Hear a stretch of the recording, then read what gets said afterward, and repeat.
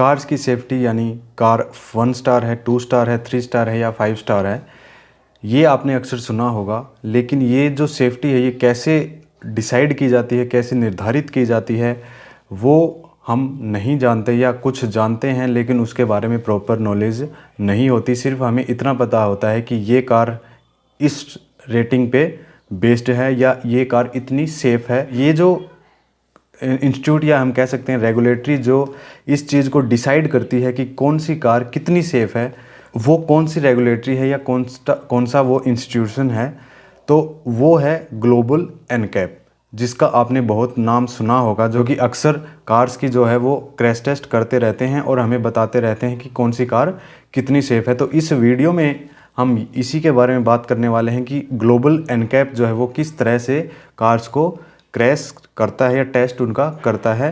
तो एंड तक पूरा देखें इस वीडियो को, आपको इस वीडियो के थ्रू बिल्कुल पता लग जाएगा कि ग्लोबल एनकैप कार्स का क्रैश टेस्ट कैसे करता है और उसके जो क्राइटेरिया हैं वो क्या होते हैं। ये जो क्रैश टेस्ट है इसमें कार्स को 0 से लेके 5 स्टार की रेटिंग दी जाती है, यानी 0 बिल्कुल लो सेफ्टी और 5 यानी बिल्कुल टॉप नॉच आपको इसमें सेफ्टी मिल जाती है। लेकिन ये क्रैश टेस्ट कैसे किया जाता है उसके बारे में हम इस वीडियो में बात करते हैं। Let's start. तो इस क्रैश टेस्ट को या सेफ्टी को बताने वाला जो इंस्टीट्यूट है या रेगुलेटरी है वो है ग्लोबल एनकैप। ग्लोबल NCAP आपने नाम सुना होगा, तो इसकी फुल फॉर्म है global new car assessment programme. यह एक ऐसा इंस्टीट्यूट है जो कि इंडिपेंडेंटली कारों की क्रैश टेस्ट करके हमें बताते हैं कि कौन सी कार कितनी सेफ़ है। और ये जो क्रैश टेस्ट करती हैं ये उस कार का बेस मॉडल होता है जिसमें स्टैंडर्ड सेफ्टी फीचर्स जैसे कि seat belt reminder, driver side airbag, या किसी में अगर कंडक्टर साइड एयरबैग भी हो, को ड्राइवर साइड का एयरबैग हो, वो भी उसमें बेस मॉडल में अगर दे रखा है तो उसके हिसाब से भी वो क्रैश टेस्ट होते हैं। लेकिन जो स्टैंडर्ड सेफ्टी फीचर्स हैं इंडियन गवर्नमेंट के वो इसमें ज़रूर होते हैं हर कार के बेस मॉडल में, और बेस्ट मॉडल का ही ये क्रैश टेस्ट किया जाता है, जिसकी जो स्पीड है वो रहती है 64 किलोमीटर पर आवर की, और single driver airbag, seat belt reminder और 4 चैनल ABS इसमें कार में रहता है, जिससे कि फिर ग्लोबल एनकैप इसको उस स्पीड पे फ्रंट से और साइड से क्रैश टेस्ट करके देखते हैं। उसमें हमें पता लगता है कि ये कार कितनी सेफ़ है, और अडल्ट और चाइल्ड ऑक्यूपेंट 2 तरह की सेफ्टी हमें बताते हैं। बात करते हैं कि ये जो ग्लोबल NCAP है इसकी स्थापना कब हुई थी। तो इसकी स्थापना हुई थी 2011 में, और इंटरनेशनल लेवल पे ये पहले से ही कई NCAP थे, ठीक है, जो कि कार्स की रेगुलर टेस्ट वो करते रहते थे और बताते रहते थे कि कौन सी कार कितनी सेफ़ है, वो इंटरनेशनल लेवल पे वो करते रहते थे। और पहला जो NCAP है वो अमेरिका में 1978 में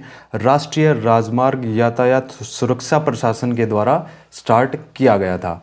और ग्लोबल NCAP जैसा कि मैंने आपको बताया कि 2011 में इसकी स्थापना हुई थी इंटरनेशनली लेवल पर, और 2011 में ग्लोबल NCAP की जो स्थापना हुई थी उसके बाद 2012 में एशियन NCAP की भी स्थापना हुई, जो कि पूरे एशियन कंट्रीज़ की उसमें क्रैश टेस्ट करके वो हमें सेफ्टी देते हैं। अगर अडल्ट्स की बात करें पॉइंट्स की, तो ये सबसे ज़्यादा ये किन पार्ट्स पे ध्यान देते हैं। सबसे पहले सिर, गर्दन, छाती और नीचे घुटने और फीमर, इन पॉइंट्स पे ध्यान देते हैं और क्रैश टेस्ट करके देखते हैं कि किस में हमें ज़्यादा चोट आ सकती है। उसके बेस पे ये इस रिज़ल्ट को निकालते हैं, फिर वो स्टार्स डिसाइड हो जाते हैं। चाइल्ड ऑक्यूपेंट की बात करें तो 18 महीने से लेके 3 साल तक के बच्चे की डमी के रूप में ये एक उस डमी को कार में बैठाते हैं, और उसके बाद उसको क्रैश करके देखा जाता है कि ये किन किन हिस्सों को, बॉडी के किन किन पार्ट्स को डैमेज किया है। उसके हिसाब से चाइल्ड ऑक्यूपेंट्स की सेफ्टी को डिसाइड किया जाता है। तो ये है ग्लोबल एनकैप का पूरा सिलेक्शन का क्राइटेरिया, या हम कह सकते हैं सेफ्टी का क्राइटेरिया। इस तरह से पॉइंट्स को ध्यान में रखते हैं। और कई लोग सोचते हैं कि टाटा या महिंद्रा का कोई कनेक्शन है ग्लोबल एनकैप के साथ, क्योंकि इन्हीं की कार्स जो हैं वो बहुत अच्छी सेफ्टी में आती हैं, लेकिन ऐसा बिल्कुल भी नहीं होता है। ये बिल्कुल इंडिपेंडेंटली काम करती है जो ये इंस्टीट्यूट है, और सिर्फ अपने कस्टमर्स तक, अपने जहाँ भी ये अपना इंस्टीट्यूट चलाते हैं या ये गवर्नमेंट रन करती है, तो उन लोगों को सेफ्टी ज़्यादा से ज़्यादा मिले, उसके लिए ये कार सिलेक्शन हमारे लिए इजी बना देते हैं कि इस कार की सेफ्टी कितनी है। हम सेफ्टी देख के भी अपनी प्रायोरिटी के हिसाब से हम कार को सिलेक्ट कर सकते हैं। तो इसमें टाटा और महिंद्रा का कोई भी रोल नहीं है। सभी ब्रांड्स की बेस वेरिएंट की कार टेस्ट की जाती है, उसके हिसाब से स्टैंडर्ड सेफ्टी फीचर्स के हिसाब से ये क्रैश करते हैं 64 किलोमीटर स्पीड के हिसाब से, और फिर उसकी जो सेफ्टी है वो डिसाइड की जाती है। तो ये था आज का हमारा वीडियो जिसमें हमने ग्लोबल एनकैप के बारे में जाना है। कमेंट सेक्शन में नीचे बता सकते हैं, हम आपको उसका आंसर ज़रूर देंगे।